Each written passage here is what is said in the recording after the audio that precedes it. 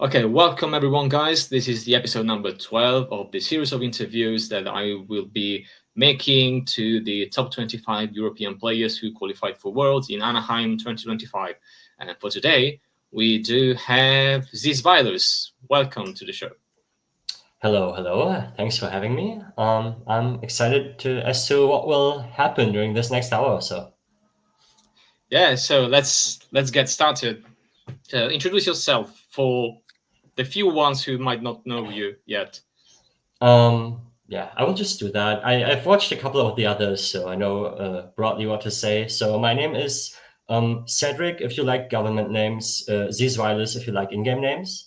I am 31 years old. I live in Hamburg, Germany, and I work as a journalist. I'm a sports writer, to be precise. And yeah, I've been a lifelong Pokemon fan. Essentially, I started with Pokemon Yellow back in the day, um, and I've been an active player of the main series games up until Generation 4. Up until that point, like at that point, I had grown out of that phase where you could just play Pokemon and it would still be considered cool by your classmates. So I dropped it for a little while, but then just a couple of years later, I found that, oh, as a grown up, you can just do whatever you want to do. Um, and even though I didn't really pick up the main series again, I definitely was one of the first to download Pokemon Go when that dropped in 2016, and I've essentially been playing without interruption. But I have been a very casual player up until the point PvP got introduced. And once that was in the game, I got a lot more serious, a lot more competitive about it. And especially after my brother, content creator Junkus, hit number one on the GBL leaderboards back in the day with like an Ultra League Premier team with Magnezone and Gallade and a bunch of shadows. Like that was a big first inspiration for me to try harder and maybe get good at this game. Okay. Yeah, I mean, I do remember your brother being a very hardcore GBL grinder back in the day. Now, just since a couple of years, has just started making more entertaining content and less focused on actually smashing everyone. But yeah, I still believe it would be up to the challenge if he wanted to retry that, of I course. have no doubt. Like honestly, he got a medal at a Play Pokemon event before I even got a top 8. That was like Utrecht 2023, I think, or was it 20? Yeah, I think that was like early 2023. Um, where he made like a sick losers run with a team that didn't even have the top 6 Pokemon at that event. He had like a Mew on his team, which I recommended to him, which did absolutely nothing the entire tournament. But yeah, he was like the first of the family who made getting great results with mediocre Pokemon cool. So Yeah, that was fun. and then it just paved the way for you uh, to do better along the years. Yeah, was he using a Raccoonie on the regional? I don't actually remember. Like he had some, like his picks weren't all that crazy. I will be looking this up right here, right now, live on Dracovis.com, by the way. But I Yeah, only yeah. really remember the Mew. I think the Mew was on Flame Charge as well for like zero good reasons. Um, but yeah, he did get that third place. He did have Araquanid in Dortmund earlier this year, which was Oh like yeah, the one regional level event that he played. There was an Araquanid and an Octobax. So again, Pokemon that were on the spicier side, but the Utrecht team was essentially built around Shadow Charizard, Mew, like stuff like that. So yeah. a bunch of fun. Altaria, Lickitung, Registeel, and Shadow Swampert. Yeah, I have Yeah. the graphics in front of me. I'm remembering the Bremen team, but it's not shown on the graphics. But I still Oh, yeah. That was kind of like remember Raccoonie. before I even started competing when he was like I was actually like I used to live and work in Bremen for 2 years, but I wasn't like that was just like months after Play Pokemon um started back up after the pandemic and also for the first time included Pokemon Go.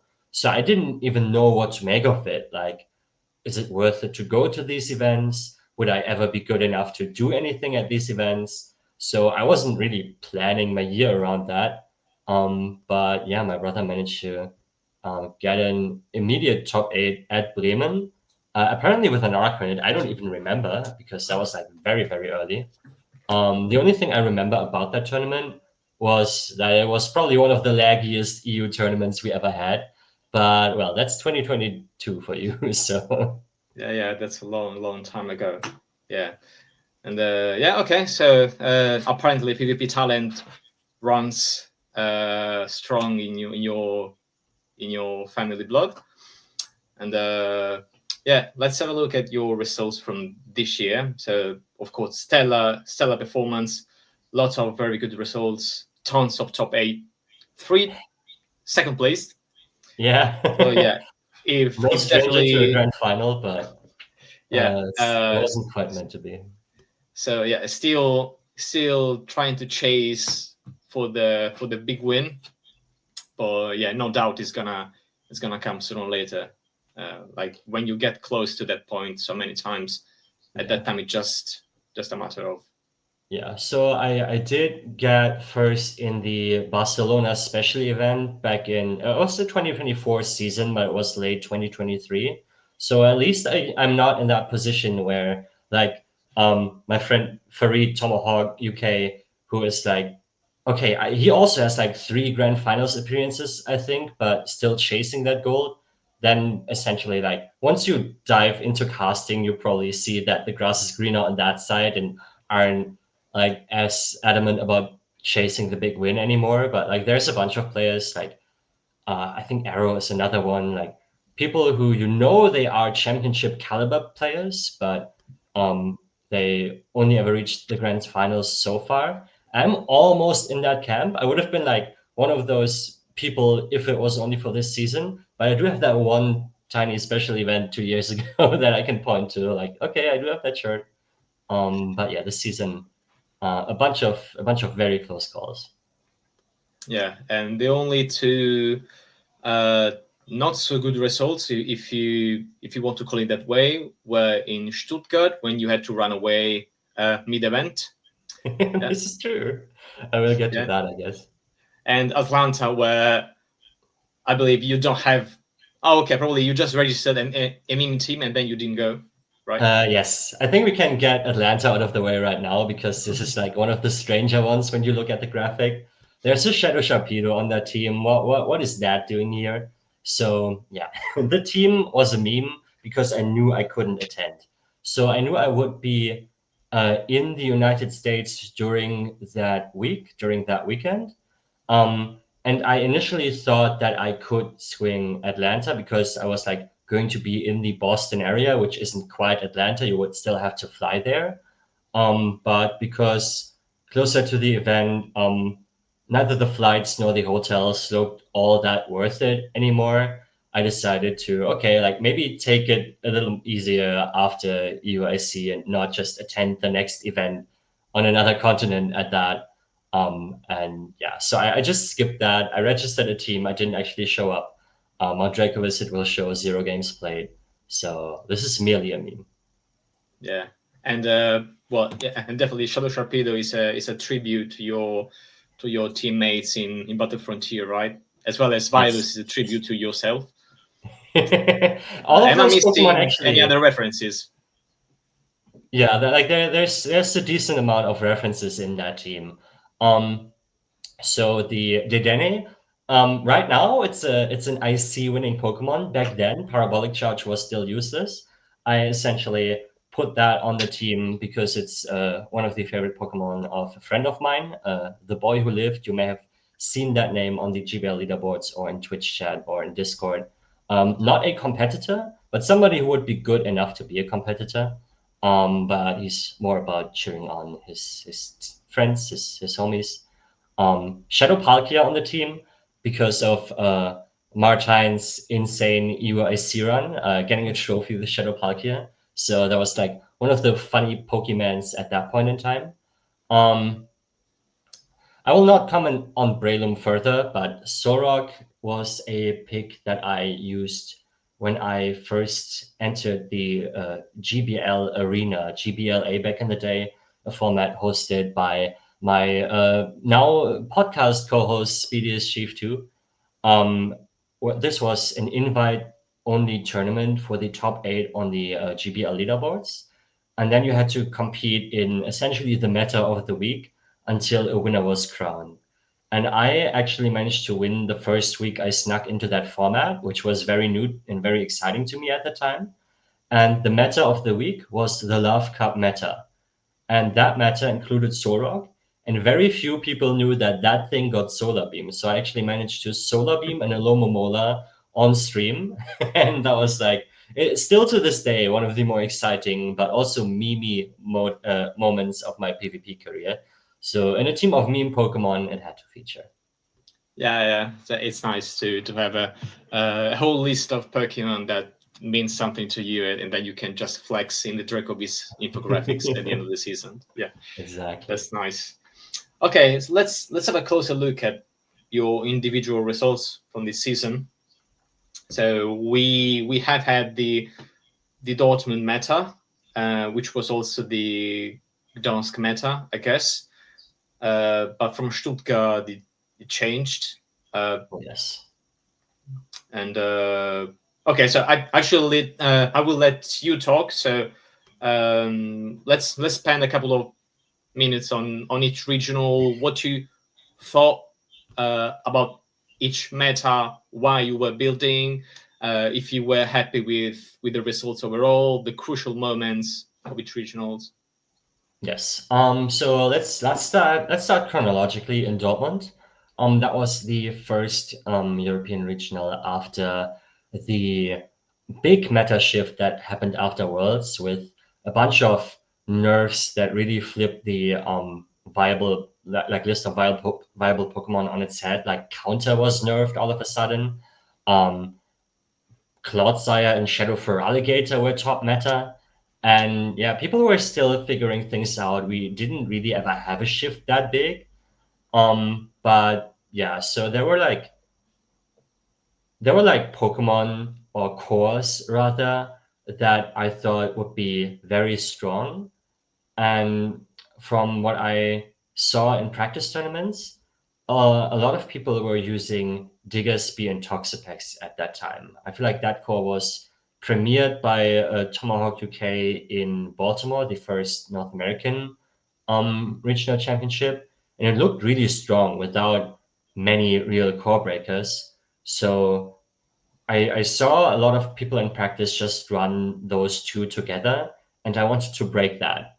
And I wanted to break that by running an attack-weighted Malamar, because an attack-weighted Malamar gets breakpoints into both Pokemon, and therefore has a very positive matchup into Toxapex and a fairly positive matchup into Diggersby.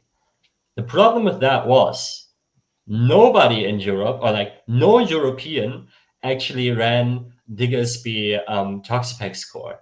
I practiced without paying attention to it almost exclusively against LATAM players who practiced in the same time zone as I. So I only practiced against LATAM teams. We had a LATAM regional the same weekend, bunch of Diggersby Toxapex in the top 8. But I only saw it on Javier V20's team during my Dortmund run, who is from Peru, I think. So again, like a LATAM player making the trip over. So yeah, I am not super happy with my Dortmund team. It is fairly standard other than the Malamar. Azu is a staple, Clodsire is a staple, Dunsparce is just like one of those boring neutral picks, and then Superior Talonflame is a classic core. But yeah, Malamar was supposed to break the meta. It didn't really break the meta. I think another thing that I learned during the Dortmund regional is to never assume that my opponent sims with the same IVs that I sim with. Because I knew that my Malamar was attack weighted, right? So into the PvPoke sims, I plugged my exact IVs, so I knew the exact matchups. That gave me information for myself. So I knew that Malamar was good, and I knew my opponents would have to bring Pokemon that had a positive type matchup into it, like a Mandibuzz was what I was assuming. But I think I lost, was it against one or against two Shadow Quagsire teams? Let me quickly, yeah. Both players that I lost to, which were Tonton Matus and Nickname, so two of the most decorated European competitors, both of them had Quagsire on their team, Shadow Quagsire to be precise. And if you sim that against a default or a high rank Malamar, which I would assume they would have done, like in hindsight, against the default Malamar, against the high rank Malamar, Quagsire is actually really good. Against my Shadow Malamar, not my Shadow Malamar, my attack weighted Malamar rather, Shadow wasn't released at that point in time, Quagsire loses that matchup hard. So I looked at my sims with my individual IVs, and I saw that Quagsire looked really, really bad for them because my Malamar was winning it so hard, and I had a superior. Why would they bring it? I had an Azu. So I completely disregarded the existence of Quagsire, and obviously I got Quagsire both times. So, yeah, that was just like a miscalculation because the matchup that I thought was very good for me looked as if it was very good for them on their end. So they brought the Pokemon that I thought they would leave at home, and that's how I lost Dortmund. But again, like I lost against two of arguably the strongest and most successful players in Europe this season. So can't be mad about that. Um, then I skipped Lille, which I'm a little sad about because I had a very fun team featuring Hippowdon that I would have liked to bring. But Lille is very difficult to make for me, because like it has like you can get there via Eurostar if you come from London or from Belgium, the Netherlands. Like it's right at the Belgian border. It's very much in the north of France, but I live in the north of Germany. I cannot drive there, and if I want to fly into that place, I would have to fly into Paris and take a train. I would have to fly into Brussels and take a train. So I was just like too much effort for my liking. I skipped that. I didn't run the team that I liked, and I saw the meta shift because in Lille, Malamar and Ariados had a great showing. Those Pokemon look incredibly strong. So for Gdansk, I in turn tried to prepare for those things. While it's one of the best Ariados counters out there, and also has a decent enough matchup into Malamar as long as shields are up and you get a successful bait, Magnezone, which is one of my all-time favorites. So that Also featured on my Drifblim. Gdansk team. Yes. Drifblim also very strong into Ariados. Essentially, like almost invalidated opposing Ariados unless they wanted to play the RPS game.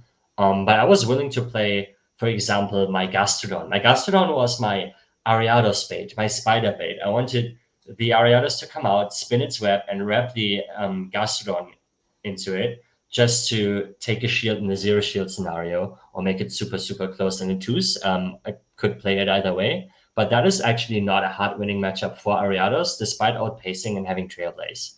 So that was how I like tried to keep my Azu safe, tried to keep some neutral play. And yeah, then I had Magnezone as massive bench pressure, Pangoro as a pick that previous to the Annihilate release was super, super flexible and also just excellent if you lead it into Malamar. And then an Ariados of my own, an Azumarill of my own. The Azumarill of my own is going to be like a little bit of a trend, because it's just such a great neutralizer, such a great Pokemon to set up more squishy partners. And yeah, like the Drifblim actually didn't do that much, but yeah, I am very happy with my Gdansk meta read. And the only reason why I didn't win that tournament, in my opinion, is that I tried to counter the meta, and who do I face in the grand finals? Tonton Matus, who never plays meta. He had like 3 or 4 core breakers to me, and I was proud to get a game of him because if you have like an excellent player with a team that just has a big advantage over you, even getting a game is already an achievement. But yeah, I knew I couldn't win that, and I was very fine with that because I played Pokemon that I enjoyed, and second place, that was my second best run, like still to this day. So I hope yeah, you will very forgive me, but from that grand finals, I only remember the Gastrodon lead and Azu in the back against yeah. Superior. Yeah. Yeah, I just figured that like if you can't really play safe, because like one thing that really made it difficult for me was the Charger bug on his team actually. Because Charger wins the head-to-head versus Magnezone, and it also is really a big deterrent for Pangoro. Otherwise, I didn't even mind Pangoro as much because it can hang with a supposed counter like Talonflame. Um, it's really a Pokemon that if you're not a fairy type, typically you have a decent matchup into anything with Pangoro. So I was trying to make that work a little bit, but just this charger that was so safe. Like I had two soft checks to it in Gastrodon and in Ariados, but I couldn't really bring Gastrodon, which was like the most solid Pokemon against it, as freely as I would have loved to, because he had the superior Talonflame core, both of which hardbeat Gastrodon. I guess like Talon soft beats it, but still convincingly enough. And Ariados was just an RPS Pokemon for me because again, the Talonflame looked so free for him. I only really had Azu as my check, and that in turn loses to most of the other things on his team. So yeah, like it was always like a little bit of a dance where I couldn't really find the right position and didn't have the neutral play to maneuver out of that, which speaks to the team building masterclass that Tauntaun put on to win Gdansk with an Alolan Raticate, which is a Pokemon that I was rating very highly already. I probably wished I had brought that to Dortmund instead of the Malamar, but I'm glad to see it win a championship. I'm not as glad that it came against me. Yeah, well, definitely.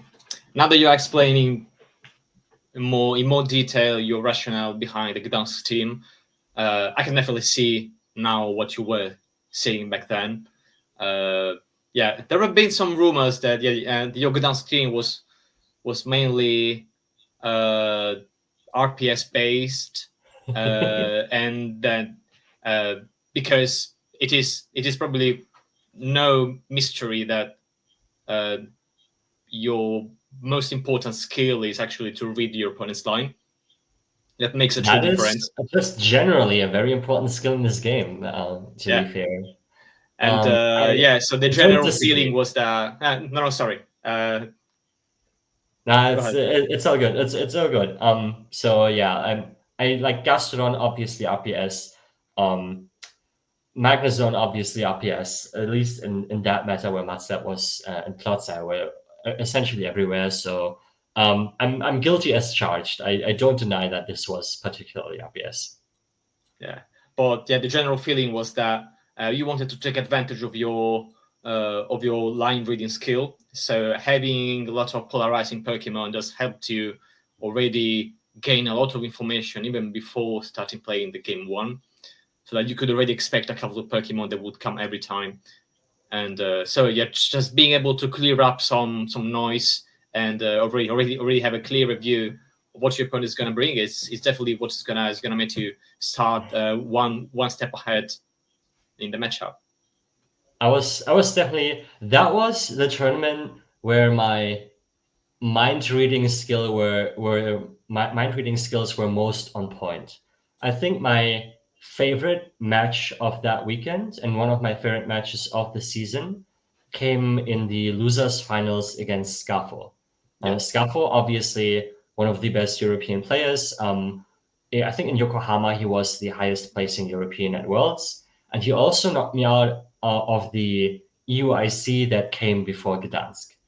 And I was mad about that because he got back-to-back crunch debuffs, and that's like a 9% chance. And I already called his line back then, but I just played it sloppily, and then I also kind of had bad luck with the debuffs, and I wanted to just get him back for that loss. So like a little bit of a grudge match, like no bad blood, but definitely me wanting to prove myself. And then there was a situation where I led Gastrodon into Clodsire, which is obviously like super RPS in my favor. But instead of throwing a Mudslap, I immediately pivot into Pangoro because I anticipated his Feraligatr safe swap. And by swapping out immediately, I would not be a turn behind and could go straight close combat without having to go down a shield. Um, which like why would you ever swap a Pangoro into a Clodsire when you are leading a Gastrodon into it? But ended up being the exact right call, and I'm still very proud of that play to this day. Yeah, absolutely. That was a fantastic read, especially because, I mean, I suppose you were doing your homework by then and realized that if he let Clodsire, he most likely would say swap for Alligator so that you could just get a shield of your potential mechanism, counter swap, and then absorb all the energy with Clodsire. And it was a very obvious but still very strong core. So yeah, expecting the Ferragamo say swap in that circumstance was probably just the most righteous thing to assume. And so definitely that was a great play that I enjoyed watching live on stream. I was rooting for Scafo, but yeah, well, just That's entirely fair. Italian friend, yeah, just Italian friendship, yeah, and he didn't stand a chance against you because you read in very well. Yeah, And three letters R, P, and S essentially. yeah, and it's no one's fault when both players are very very good, and if either player gets some sort of comp advantage and they are good enough to realize how to maintain it, there is really nothing you can do unless hoping for a huge blunder. But yeah, they are very rare when the level is so high, isn't it? So yeah, I think he was okay with losing that way. At least he didn't do any huge mistakes. It was just comp driven. Yeah. Like it was not his fault at all. I had a team comment advantage over him, and he still got a very nice medal out of that. I think it was his strongest regional showing to date. So yeah, definitely very strong tournament by Scafo as well. Yeah, he received the medal like 6 months after. But yeah, I do remember that. Oh man. I can confirm he has it now. Yeah. Nice. He jealously keeps it in a chest under his bed. So let's talk about the Birmingham results, which was another very good placement. So Bibarel, I think, that was maybe it wasn't the Bibarel meta. I think the Bibarel meta was 3 or 4 weeks before. it was essentially the same, right? Because Birmingham, I think, was in January, and then we had Toronto in December, where I think was it Martijn? I think it was Martijn. It's typically Martijn. I think there was like another player as well. Was it Dr. Roastbeef? Like there were like multiple very strong liberal runs in Toronto. So yeah, this was like the very brief stretch of the meta where Bibarel actually had full strength rollout and was also a very strong call into the meta.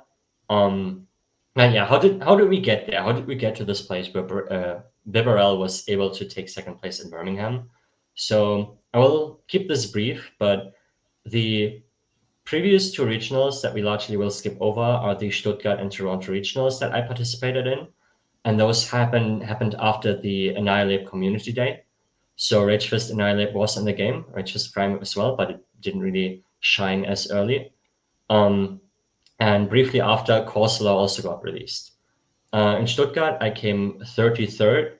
That was in part because I arrived there the morning of the tournament.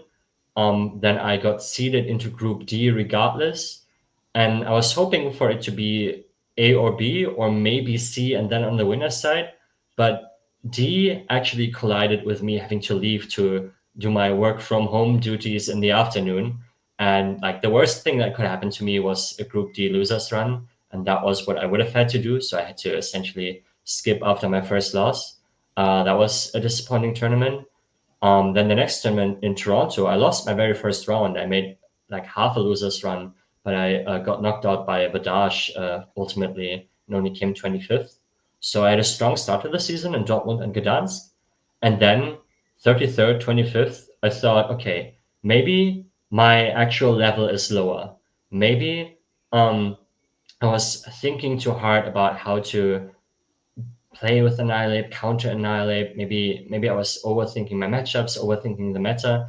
I wasn't really super confident in my play while I was in tryhard mode.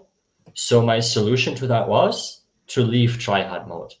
And ahead of Birmingham, I already built a team around Pokemon that I was somewhat familiar with, that I felt I had a good handle on.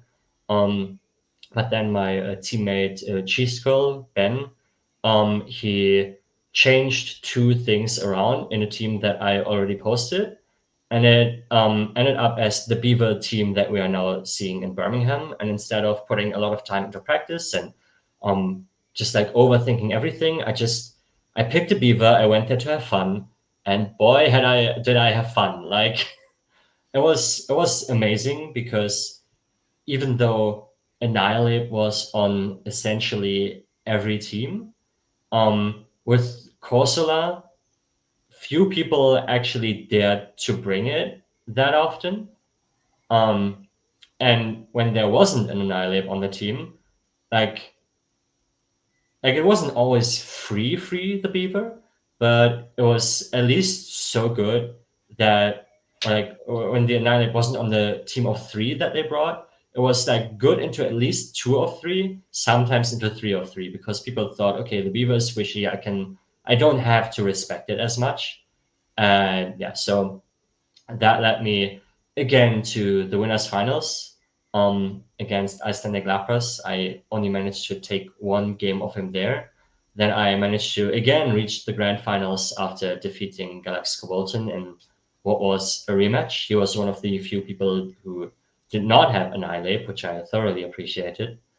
And then I had my rematch against Icelandic Lapras, and so sometimes you are the RPSer, sometimes you are the RPSC, and this time I definitely got my lines got called really, really well. And again, I found myself in the grand finals where I didn't have that neutral pick that would have allowed me to come back from a terrible lead, and I essentially only had terrible leads. So it wasn't very competitive. I still haven't watched it back to this day because I like watching good plays that I make to come out of a difficult position.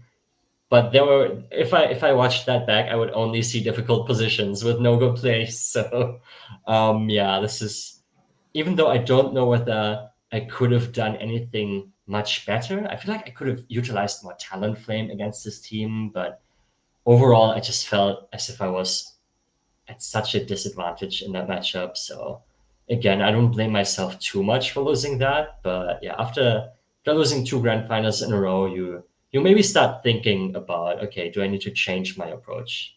And yeah, this won't be the last grand finals that will be lost in my season recap. But hey, this was probably the most hopeless of the three.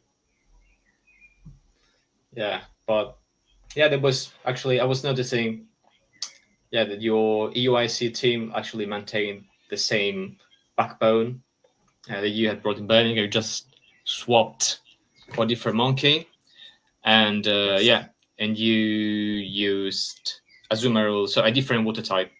But yeah, basically, yeah, the structure was the same. The result was also the same. So yeah, It's true. it meant that you were still very very confident with with how the team had to be played. Oh yeah, very very nice reads. I actually was sure you had a shadow primate, but I must remember something by mistake. So you actually had the regular one. Yes, I did have the regular one at EUIC. I did go up against the Shadow Primate in the losers finals on day three against Koike, who did trust his Shadow Primate. But I very deliberately, like with Shadow Primate, it's sometimes an accessibility question, especially around that time. But I would have had a Shadow Primate at my disposal. I just really wanted the non-Shadow because of a couple two shield matchups. For example, against Galarian Corsola or against like some Talonflame, you would really be appreciative of that extra build to give Primate a little bit of an edge in two shield matchups. And also, if you win a matchup, you will have more of your Primate left over to put a dent into the next Pokemon that would come in. So I'm definitely Like there are applications for the Shadow Primate. I think when Shadow Jumpluff was meta for a couple of months, I think Shadow Primate was probably the way for the most part, because you could actually run Ice Punch on that, and then you would win all the even shield scenarios against the Jumpluff, which is really not what you would expect a fighter to do, but Shadow Primate was able to do that. But yeah, back in the EUIC meta, I thought that my non-Shadow Primate was the way, and I also just had a better understanding of how the matchups would play out with it. Yeah, it's very interesting that you brought up the Corsola matchup as a point in favor of regular Primate, because Kaifia, whose episode is not released yet, but at the time when this video is going to be published, it will be already available. Kaifia said to me that actually he wanted to use Shadow Primate because of a better zero shield matchup against Corsola. Yeah, like it always depends on what shielding scenario you want to play. With how my team was structured, like I had a bulky Azumarill, I had a bulky Diggersby, I had a bulky Corsola, I had medium bulk Charger Bug and Talonflame. I felt as if my Primate was essentially always playing the 2-shield game. Like it probably wasn't always in practice, but I felt like with a lot of the picks that I choose, especially with like spammy ones or high fast move pressure ones, like very aggressive Pokemon, I think it makes a lot of sense to look at the 2-shield matchups primarily, because those don't actually contribute to how a Pokemon is ranked on PvPoke, for example. The classic ranking standings just give you an average of the zeros and ones, I'm pretty sure. So there's a bunch of underrated picks hidden in there that excel if you are able to give them 2 shields. And yeah, I thought that Primate was underrated. So essentially, my reasoning from Birmingham to EUIC was that I essentially didn't play a practice tournament with the team, and I only really settled on it the day before. But I could build on that backbone from Birmingham and then try to fix the flaws that cost me my previous 2 runs. So even though I loved the Beaver, I loved Bibarel for just like its goofiness, the fact that it's a Pokemon that would be a fan favorite if it took a win. I was also conscious of the fact that Azumarill would have provided me with a lot more neutral play in that final matchup against Icelandic Lapras. I think if I had an Azumarill, even if I wouldn't have won at all, I could have made it a million times more competitive. So I did change my water type to the Azu, which I already played in previous events. And then the fact that Azu was on my team now instead of a secondary normal type next to Diggersby meant that instead of a weakness to fighting, I had a resistance to fighting.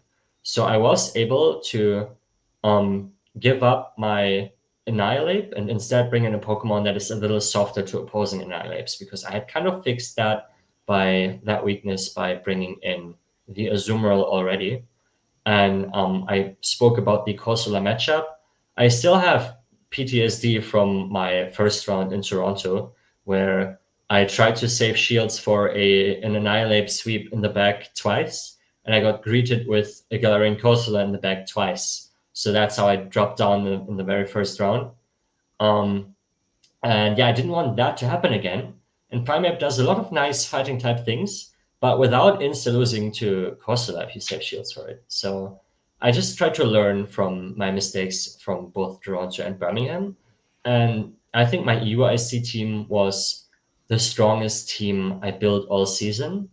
And I would go as far as to say that I had a team comp advantage going into the grand finals against Patoman.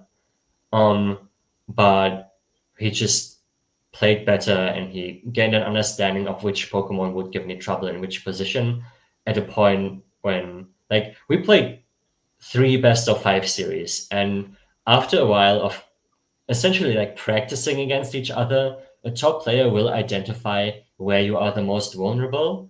And to counter his strategies, I would have had to play very, very risky. and he knew that I wouldn't do that with so much on the line. So this is like jumping straight into the EUIC Grand Finals, into the final match, where I lead my Charger Bug into his Canto Marowak, a Shadow Canto Marowak. Why is he leading a Shadow Canto Marowak? If you look at my team, there is my Talonflame, which is a good answer, but he also has a Azumarill Drapion, which is a core that gives Talonflame a fairly hard time. Like, there's play, but you don't really want to be in that position.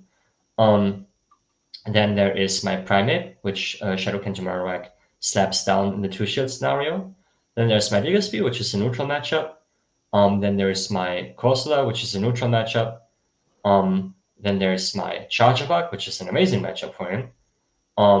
And then there's my Azumarill, which would be a bad matchup, but it's like the only bad matchup that I'm likely to bring based on the info that he had gathered in my past, in our past few matches. But he could still be confident that I would never lead Azumarill. Why would I never lead Azumarill? Because as we have seen during many championships, if there's an Azumarill lead, and the opponent has a Drapion, this typically leaves the opponent in a position where Drapion can do whatever it likes. It either plays for switch in the two shields, or it plays for energy, catches a move somewhere, just dips out, and just unleashes all the energy against the squishier Pokemon in the back. And my Pokemon were very vulnerable to Drapion energy. So I wanted to use Azumarill in a position where Drapion could not just farm up and dip out, which would then always be my backline, bringing it in, for example, against a Drapion save swap or having it in the end game. But I never let Azumarill, and he noticed that, so he could safely bring the Canto Marowak. And yeah, this is how I essentially got read by the best European player of the season to lose the 2025 EUIC Grand Finals. Yeah, and no shame in losing to Pataman anyway. So yeah, whoever would have won that Grand Finals would have been still a very huge result to be happy about for the runner-up. I personally would have loved to see another Manibus, because I feel like every Manibus game I ended up winning, because the two things that he brought Manibus for, or like there's three things he would bring Manibus for, in my opinion. Those things are Primate, Diggersby, Galarian Corsola. The thing is, Galarian Corsola is not even that bad into Manibus if Manibus is on Air Slash, which it was. Diggersby, also not even that bad into Air Slash Manibus, because it just lives so many moves. Quick attacks are neutral. Fire Punch, I think, just got recently buffed. It's still not a great move, but it's good enough to make that competitive. And with Primate, you just, like, you can't really save swap Primate as freely into a Manibus team, unfortunately.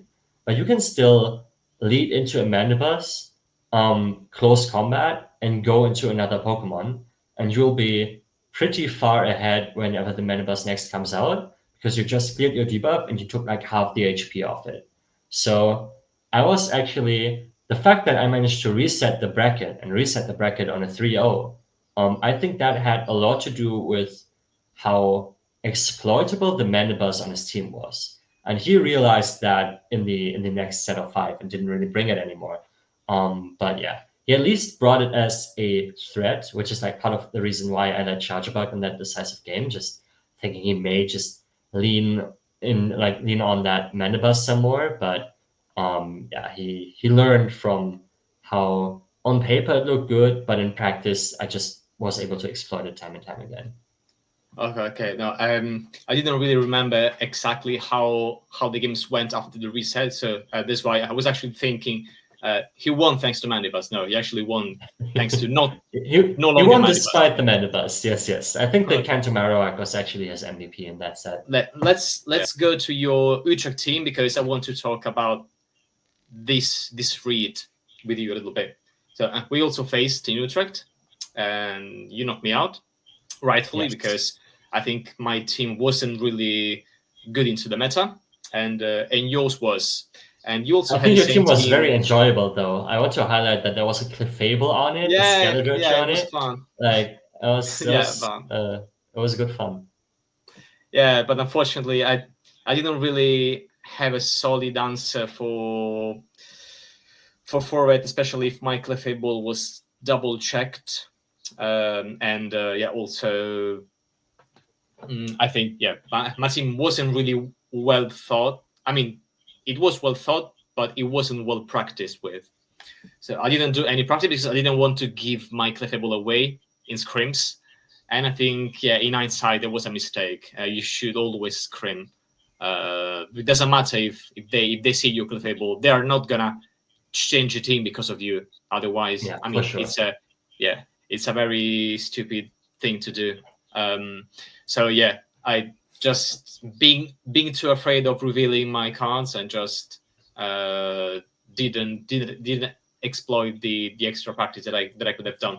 But yeah, your team was actually also the winners team, except for the jump laugh nature. Yeah, it was a Yes. shadow instead of regular. You had the energy ball variant, and nickname had the full flying variant, and Yes. also was the Kafia's team. So did you guys come up with this team separately, or did you have some talks? So what happened was that I did run into Koichi in a practice tournament where I was playing a version of this team that I also used to play in the Joust tournament by the Cerulean Court community. That is a grassroots format hosted by Play Pokemon caster Amanda Landberg and her teammates. Um, so that was a really fun Open Great League meta where I essentially brought what I brought to Utrecht with Azumarill, with Claydol, with Corviknight, with Furret, and with Shadow Typhlosion. The only difference back when I ran into Kulfia was that I was still experimenting with Ariados, which was filling a similar role to the Jumpluff and like an additional fighting resist, a Pokemon that has play into Malamar to some degree. Um, and yeah, it does some grass type damage with its Trailblaze. So that was essentially just the same slot. And the reason why I brought Ariados to that practice was just, or like also like to that grassroots tournament was just because, okay, like I was like seeing some dugong here and there, and I also just thought it was fun to try it in like a low stakes environment. But yeah, I was like fairly certain that I would always bring Jumpluff for the actual event. Um, and yeah, when I ran into Koichi, he already had like some of the ideas in mind.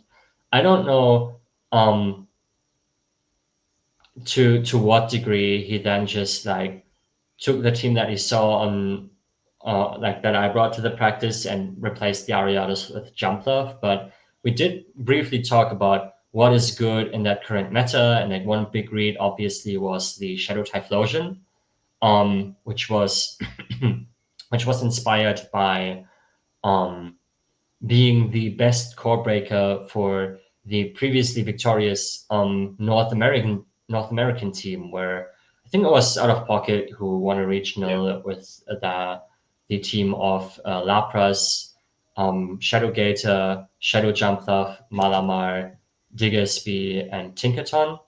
And Typhlosion has win conditions against all of those. Heartbeats a couple of those. If you save shields for Typhlosion, this is an unlosable matchup for you. I faced that exact team twice during the tournament, um, or maybe even three times. Yeah, I faced it three times actually. Yeah, in my first round as well.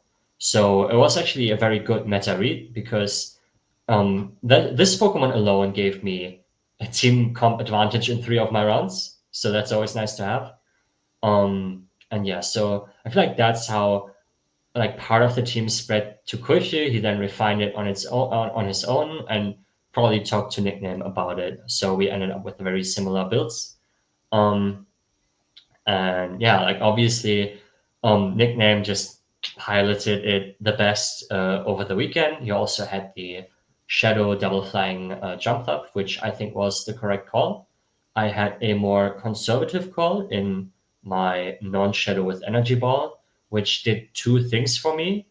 It gave me an insurance against Shadow Primate, which Ashton Ash used in North America with Ice Punch. That can just take down the jump off, and you would have no safe counter swap to that Pokemon if you ran the Shadow. But Shadow Primeape wasn't popular in Utrecht, so I didn't actually have to be prepared for that.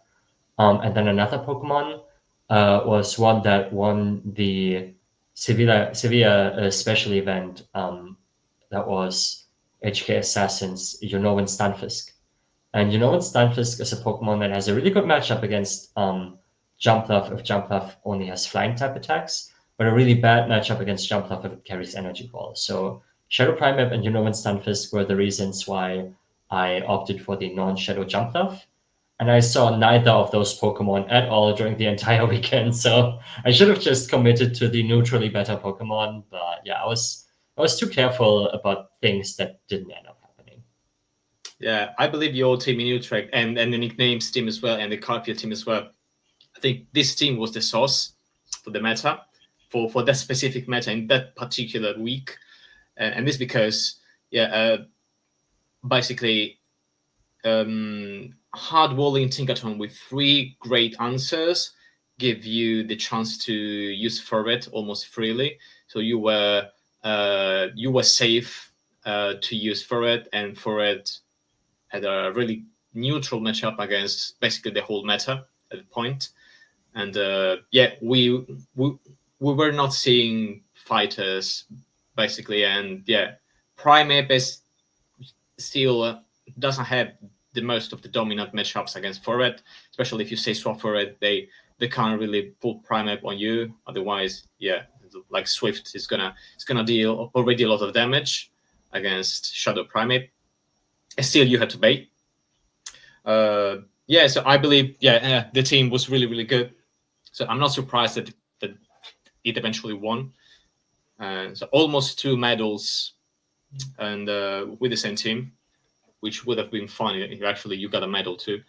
But I was like one short of a medal in 5th, right? Yeah. So just right when you could get it. But let's talk a bit about what if there is something that didn't go well. What didn't go well against Maxi, because he seemed to had the upper hand against you twice that weekend. Yes. And of course he played really well. Do you think you could have done anything differently against him? I think I could, and I think I should. So the team composition is one thing. Another thing is how clean your plays are on any given weekend. And while I had some great sets where I was really happy with my choices, there were also a bunch of, like, especially streamed sets where I felt like I played a little bit sloppy. Like, for example, against Strange Top and Palasha, I essentially had the auto win team comp advantage because they brought the pocket team and I had the Typhlosion. But both of them managed to catch moves against me, and I just let that happen when I could have just been more patient, when I could have just been more clean. Against Palasha, I even dropped the game because she just managed to outplay me from what is essentially an unwinnable team comp. And Maxi essentially did, if not the same, then at least a very similar thing. So one thing that he did in day 1 was to catch an Ice Beam from my Azumarill on, I think, his own Azu at that point. It was definitely like a move that I didn't want to see caught, and it was a fairly obvious catch as well. And I could have been more patient, but I didn't count the energy on, I think, his Malamar at that point. I didn't want it to reach a foul play, and therefore I just allowed him to nullify my energy essentially, farm up a bunch against my low health Azu, come out with enough moves to take out my backline, and I just wasn't precise enough. And I also feel as if I was too predictable at times because he knew what he had to expect with how my Claydol didn't really have a hard losing matchup. The worst matchup was Azu, and my Claydol was it has the breakpoint against Azumarill, so I actually have play in the 1s and the 2s to actually take that matchup. But yeah, he he just managed to be prepared for everything that I could bring. He waited turns to make it so that I would never catch a move against him. He caught himself. And he also just really leveraged that Malamar really, really well.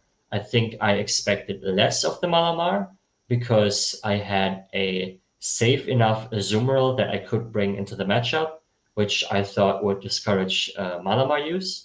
And I also had the Jumpluff, which with Ferryman and its Great Bulk would be fairly core breaky into a team that has Claydol, that has Azumarill, that has a Lapras that also takes super effective from Energy Ball. And yeah, I just felt as if I didn't make great line calls. And within the matchups, I thought the battles were really great, but they were great because Maxi made great plays and not because I made great plays. Like his energy management, his catches, they were just a level above. And obviously, like the tournament ended in a little bit of a heartbreak for him. But yeah, I thought that was mainly a really good showcase of how good he was that weekend.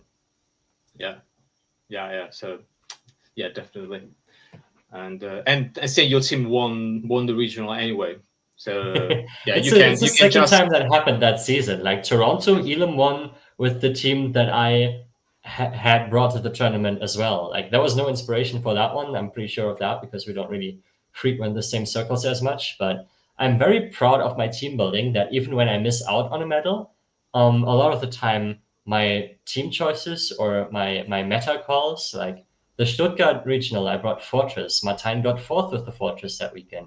Toronto, I only got 25th, but my team won in Elam Sands. Utrecht, which is my next worst result, as a fifth place, which is kind of crazy because it speaks to a very consistent season that I'm very proud of. Yeah, my team again, like my team, nobody owns a team really, but the team that I brought won the tournament again. So I feel like I really had my finger on the pulse of the meta a good amount of the time in this last season.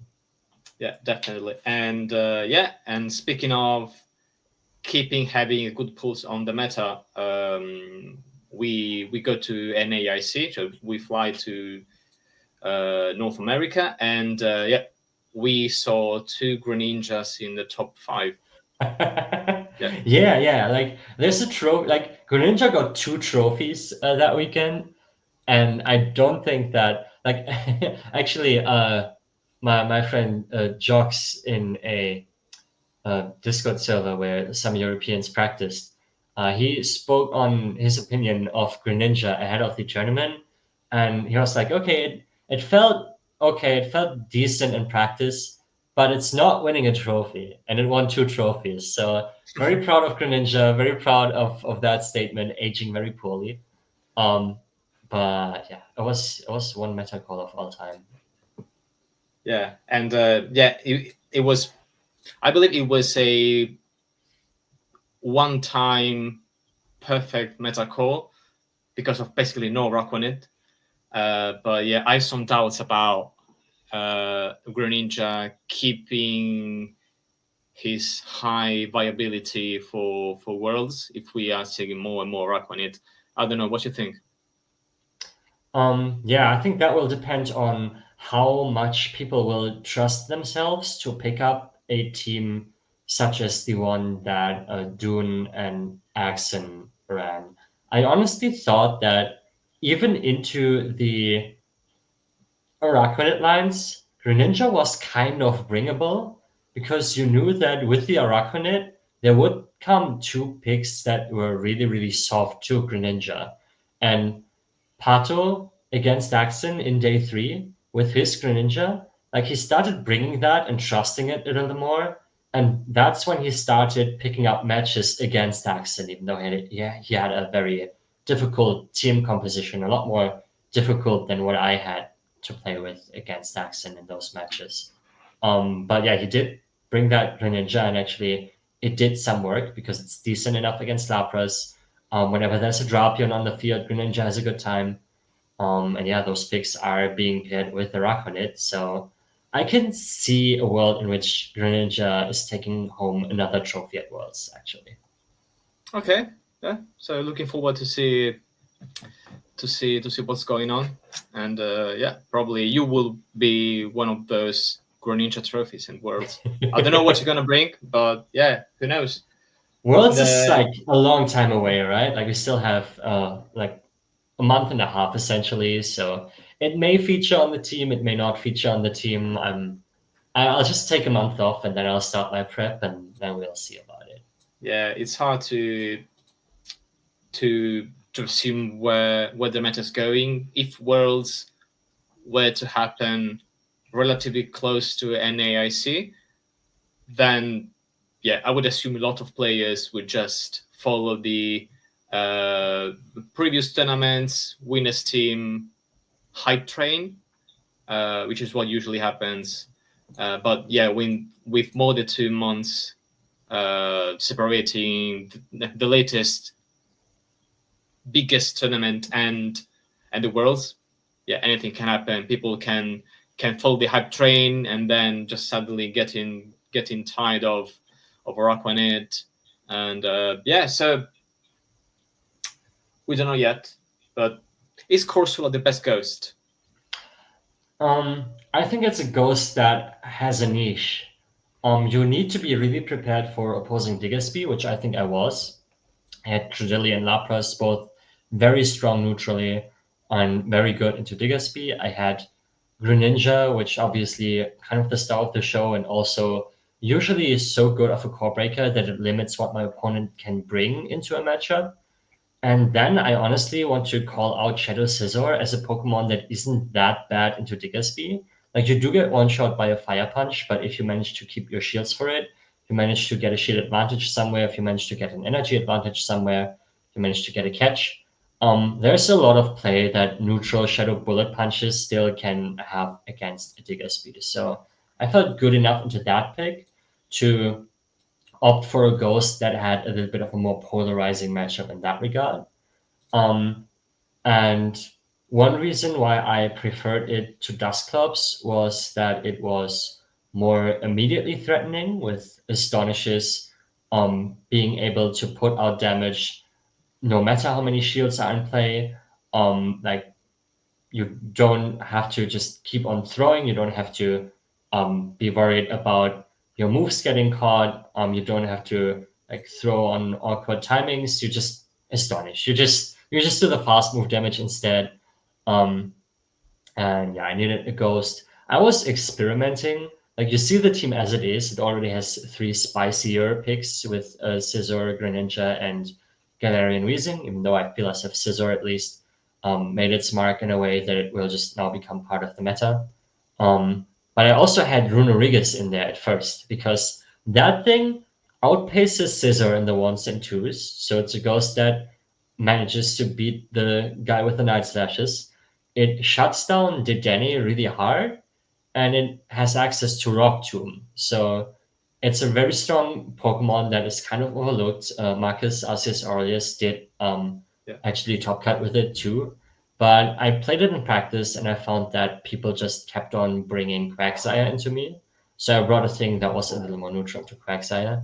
And I decided for that to be Corsola rather than Dusclops. Because one thing that I don't like about Dusclops is its matchup against Lapras. Because unless you have a really, yeah, really high defense Dusclops, you just get completely demolished by Psywaves. And it's not fun for like 90% of the Dusclops out there.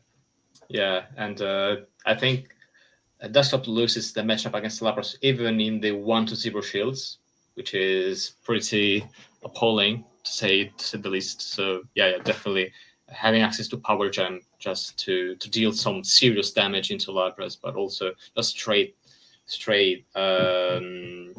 Nightshade is already a decent matchup. Yeah, and I liked Whizzing as well, just because on one hand, you needed to be careful to counter Diggersby, so you had Credili and two water types, and a potential Scissor to bait the Diggersby out. But yeah, also you had to be wary of potential Mandibas or Moltres, and yeah, so you had Credili, which has great play into both. You had a dark type, Greninja, who had very good play when shields are up against Moltres. Yeah, in the ones and the twos, I think it's extremely dominant matchup for Greninja. And yes, and you had another very hard answer for those two dark flying Pokemon with Weezing. So also this Weezing having a bench pressure role to help freeing Corsola a little bit. Yeah, it was a nice trade. Lots of picks shared with Pato as well, and yeah, I think we're gonna see Caesar stronger than ever in Worlds. I think it is the Pokemon to beat, especially after Japan tournament. Yeah, well, Oh everyone yes, had yes, yes. yeah everyone had Caesar, right? So yeah, maybe we will see more fight types. So yeah, gotta be prepared for some Talonflames. Yeah, like people will have to come up with ways of stopping Scizor. That could be a Raconid because unless it's like super high rank against super high rank, you will always get the bug bite breakpoint with the Raconid. So even a little bit of attack investment essentially guarantees it. So the Scizor just gets melted even by resisted bug bites. But I also wonder whether there's like other more immediate answers. Like, for example, the only electric type that we've seen was Dedenne, which makes sense because it's like the new toy. It's very strong once it finds alignment. Yeah. And electric is a good core breaking typing. But one thing that Dedenne doesn't do is resist bullet punches because of the fairy subtyping. I wonder Yeah. whether something like a Unova Stunfisk will come out some more, just because you get that resistance and you do outpace the Scizor. Um, so yeah, people will definitely be more prepared. And speaking of Japan, the Unovan Stunfisk did actually feature on Salted Koji's winning team. So maybe that's already a way of being prepared for opposing scissors while bringing your own. Yeah. Also, Lantern. We saw one Lantern in top 8.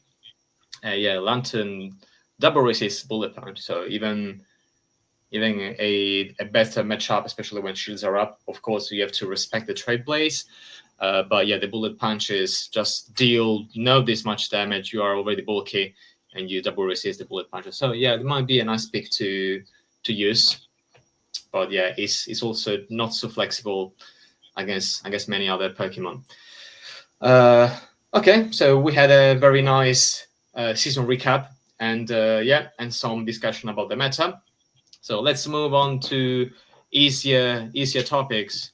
So yeah, your favorite Pokemon in PvP for you this season, the one you're the most grateful to, and the most and just the favorite in general. Yeah, I feel like this particular season, it has to be between Greninja and Scizor, right? Like those are those exciting Pokemon, boost potential, core breaking potential. Um, but which of the two will actually take it for me? I feel as if, for me personally, even though I'm a big fan of the dark water types, um, see also Shadow Sharpedo, it would go to Shadow Scizor still. Because um with Greninja, if you like if you don't land your charge attack, you do very little damage. So that can leave you in awkward positions where your opponent can just block or catch or just prevent really taking all that Greninja has to offer. Whereas Scissor just is immediate pressure through the bullet punches. Um, Also, Scissor is more reliable in that it can trailblaze its way to a boost, whereas Greninja is just pure RNG if you want that boost. Um, and also, I'm just generally a fan of Shadow Pokemon. I don't know why, but if there's a Shadow Pokemon I can use, I will use it. Um, so I think like overall, Scissor has done a little bit more for me at this particular season.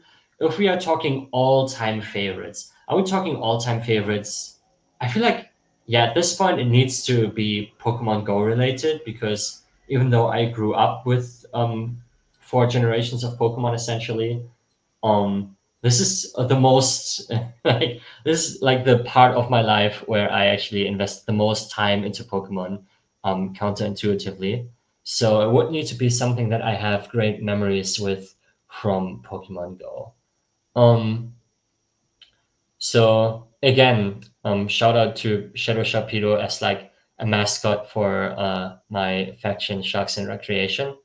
But I think if I would go with just one Pokemon, it would likely be Ampharos, because not only do I have a fantastic Shadow Ampharos for Ultra League, I've been running in Ultra League for a long time, but also my first ever play Pokemon Top Cut came with an Ampharos. So big fan of electric types in general.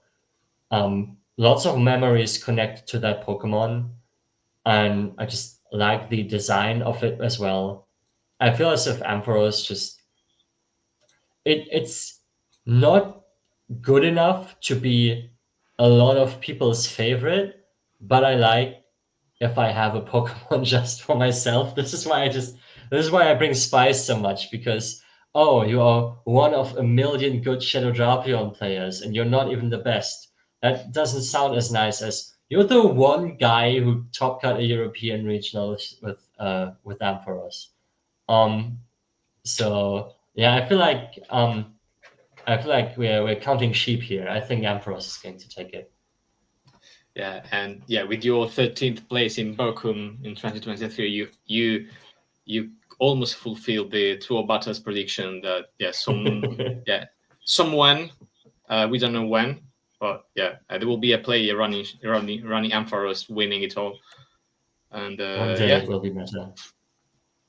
So being conscious of the time, I would True. like to ask you some more questions. So yeah, let's briefly talk about your local scene. Did you find easy for you just to attend your locals? I know that some players have to travel a long way to get some extra championship points. How was the situation in the city where you live in? I think I am the player globally that has traveled the longest distance to earn local points, because um, I have essentially no locals within like a 200-kilometer radius of me. So I live in a city of 2 million, but there's nothing here. There is TCG and VGC, but the shops just don't want to host Go. They Classic. say, Yeah. "Oh, we just host the games that are either large enough to guarantee an attendance, or sell cards, which makes Yeah. sense from their perspective, but it sucks for Go. Um, so I don't have anything locally. So either I attend challenges and cups during regionals where I get knocked out fairly early, or whenever I visit people in the United States, which happens semi-regularly. I I think I've played in 2 local events in the Boston area this season. So my local events are actually not even from this continent. So Yeah. yeah, I'm not maxed on locals. I have gotten a fair few points because whenever I did attend a cup or a challenge, I tend to do fairly well in them. But yeah, I would really love if there was an incentive from Play Pokemon side to just get those shops to host Go locals, because we actually have a lot of great players around the Hamburg area. Like, even though like the south of Germany may be a little bit more frequented in terms of, maybe that has to do with them having locals and us in the north not really, but I would know at least like 5 players who would come out every time. So I don't know, that's enough to run one. So yeah, Yeah. it's a Yeah. little unfortunate. That's a problem that is common to a lot of cities. Yeah, my local stores also host TCG and BGC, but yeah, they don't want to hear about Go. That's sad.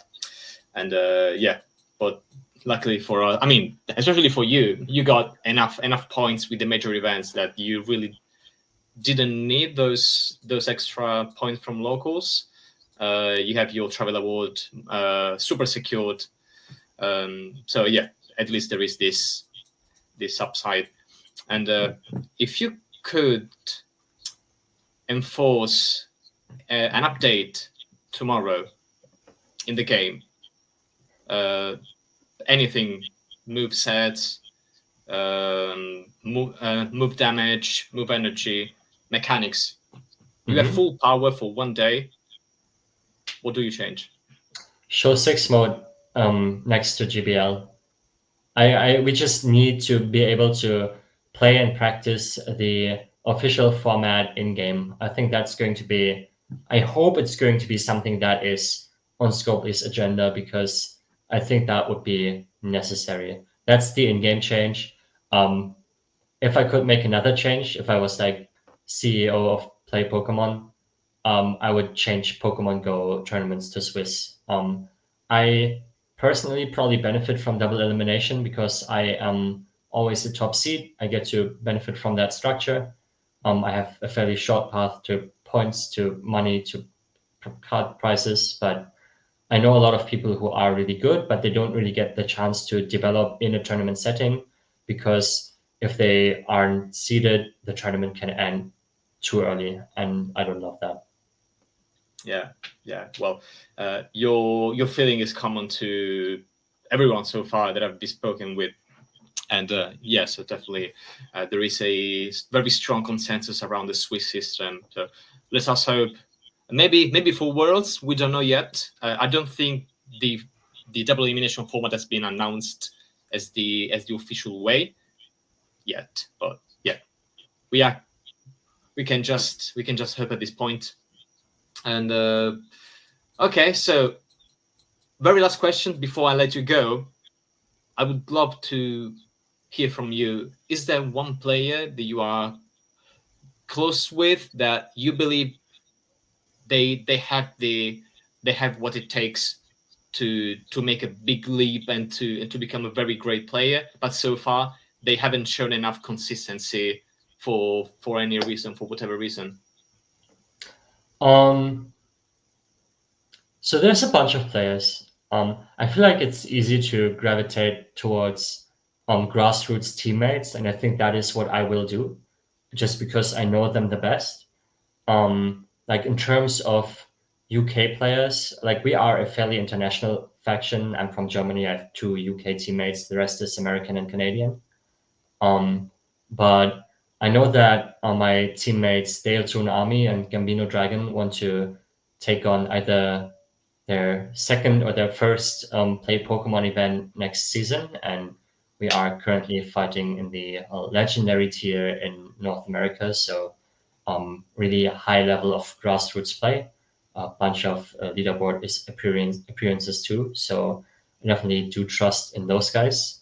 And yeah, like because this is EU centric, I feel like these are also the best people to mention as potential breakout stars for the next season, should they make their way to one of the official events. Okay, so yeah, so we of course we wish them all the best and the best of luck for the next season. Hoping that more and more players will start proving their mettle in the Play Pokemon circuit. Yeah, we definitely need more and more players like your teammates. Okay, so we have finally gotten to wrap with the questions. So yeah, the microphone is yours to make any last minute shout out and just to state your social links, where they can find you. If you do any coaching, please tell the audience where they can follow you or contact you. Yeah, definitely. Another shout out to all my friends, my teammates. I am on both X, formerly Twitter, and Blue Sky as the Zzweilous. And you can also find me everywhere you find your podcasts, as well as on YouTube on the Show 6 podcast that I am a co-host of. This is a somewhat irregular, but at least fairly consistent podcast on the competitive series for Pokemon Go within Play Pokemon, and Speediest Chief 2 and I cover essentially every event with meta breakdowns, with discussions of players' journeys. And yeah, we'll definitely have some fun episodes coming up over the summer, and I would love if everybody was tuning in. Yeah, definitely. Your podcast, your and Speedy Shift podcast, and Inadequences and Amanda's podcast are very, very They good need to do more content. episodes. I want to jump in here to tell them that they need to do more episodes. You have been slacking, guys. I want to hear more players' perspectives. Okay. Yeah, that's true. They haven't been published in quite a long time, but yeah, you've been more consistent, and I enjoy listening to all of you guys. So yeah, Appreciate it. so thanks Cedric for the chat. That's been much appreciated. Lots of great insights, fantastic season recap, very thorough, very insightful. So yeah, thank you again for staying with me this 90 minutes, and I wish you all the best for the months to come for Worlds. So looking forward to see you in person again in California, and have a good night and take care. Yeah, thanks for having me, and see you in Anaheim.